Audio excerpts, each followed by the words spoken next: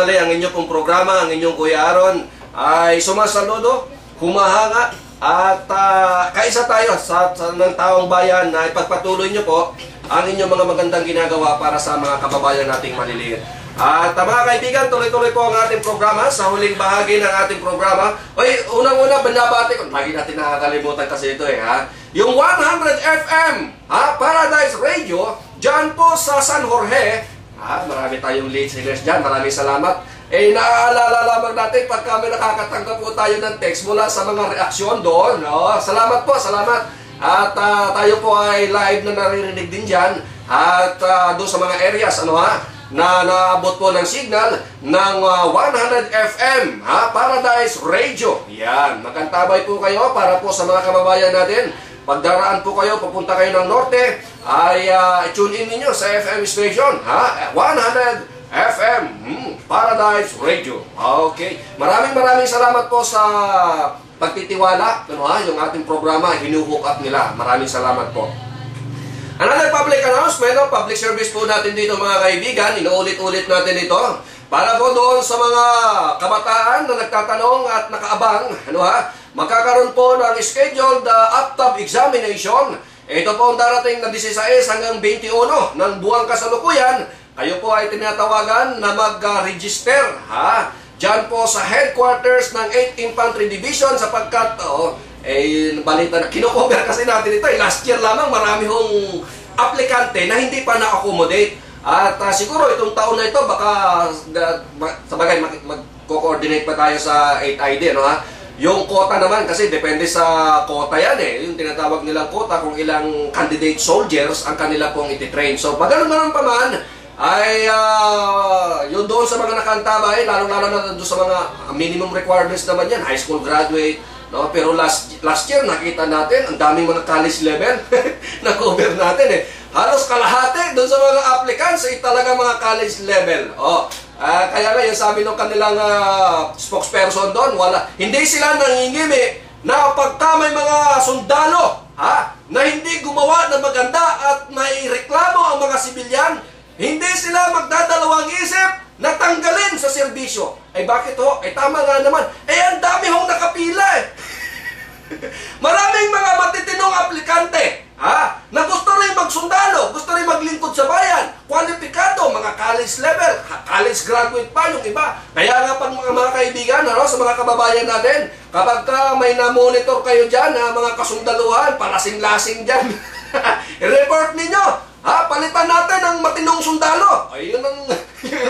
Yun ang kampanya ngayon ng 8ID. Bakit po?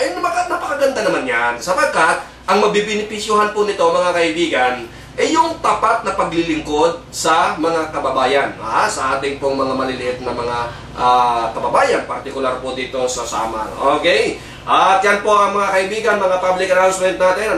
Huwag niyo pong kalimutan, January 16 to 21. Yung venue, ay malalaman nyo na kung kayo po ay mag-register doon po sa headquarters ng 8th Infantry Division sa Barangay Maulong, Katbalogan, Samar. Okay, binabati muna natin ng Happy New Year ang mga kaibigan natin dyan sa 8ID. Sa kaibigan natin si Colonel Tayab. Marami tayong mga katropa, mga kasangga. Okay. At dyan po, maraming salamat sa mga, of course, tuloy-tuloy po tayo, Pag may mga nice po kayong ipaabot, ay unang-una, of course, sabi natin, nagpapasalamat tayo sapagkat nabigyan tayo, pinagkatiwalaan po ang ating programa dito sa mga information dissemination ng 8th Infantry Division. At nais ko pong samantalahin sapagkat gaya po ng aking nabanggit, although may yung press release naman ng mga komunista, halos ay tapos na natin ito, Yung huling statement kasi nila, press release, January 2. Ganun din wala tayong makita rito.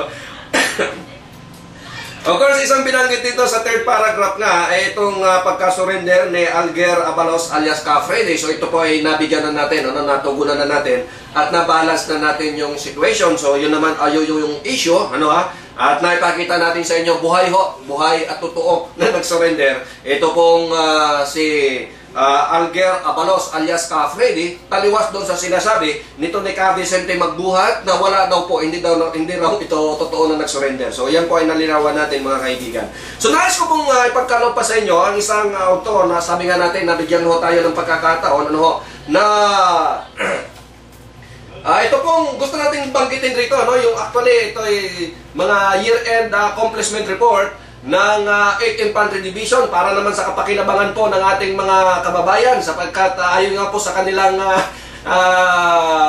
spokesperson, para naman makompensate yung buwis yung buwis na binabayad ng ating mga kababayan sa Army, particular po sa 8th Infantry Division sapagkat sila nga ay public servant.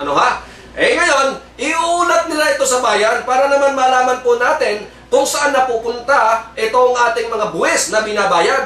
At kung malaman natin, baka itong kasundaluhan natin patulog-tulog na lang. Hindi po. Ayon po dito makita natin. Ayon po sa kanilang accomplishment report, unang-una natin makikita rito yung isinagawa nilang mga small security operations na tinatawag. Ang dami ho ID-wide ito ay 6,371. Ranging from small unit operations hanggang sa division operations. So ito po mga kaibigan, unang-una dito na pupunta ang ating buwis na binabayad na kung saan ay tinitiyak ng 8th Infantry Division na mahimbing ang tulog natin sa gabi. Tayo tulog sa gabi pero yung mga kasundaluhan natin gising sila at tinitiyak nila na walang perwisyo. Tulog ang mga sibilyan pero itong mga sundalo natin abay nandoon sa kabundukan at nagsasagawa ng mga security clearing operation para lamang matiyak na maayos po at payapa na mamumuhay ang ating mga sibilyan, ng ating mga community. So sila po ay nakapagsagawa ng 6,371 operations at ito po ay nagresulta sa 70 government-initiated engagement between the armed groups. Pag sinabi na siguro ang armed group, yung mga rebeldeng komunistang NPA yan. Ito pa. At mga kaibigan, ito nagresulta rin po sa pagkamatay confirmed killed, enemy killed, ay 12. At 26 naman ang kanila pong nahuli o na-apprehend, na-capture na mga rebeldeng NPA, mga bandidong NPA. At mayroon pong total na 159 na mga surrenderers. Yung mga nag-surrender, ibig sabihin, yung mga nagbalik loob, yung tinatawag ni General Tabaquero, KRs, kaupod sa reforma. Maganda. Ayaw na nilang tawagin na rebel returnees kasi dati po sa media, tawag natin RRs, no? Pero sabi nila, ayaw na naming banggitin pa na rebelde kami. Rebel returnees, hindi na. Ang tawag na is KRs, kaupod sa reforma. Ang ganda, no ha? At sila po ay nakapagkumpiska, nakarecover ng 145 assorted firearms. Ang kanila pong na-recover mula sa kamay ng mga komunistang NPA. Ito po ay sa loob lamang ng 2009. Atin pong pinapasalamatan yung mga accomplishment na yan. At okay. Ito maganda Itong kanilang support sa peace process. Yung peace process. Ang 8ID po ay nakapag-facilitate ng 208 na mga KRs, kaupod sa reforma, dating rebelde na nagbalik loob. 208 ang nakapag-avail po ng social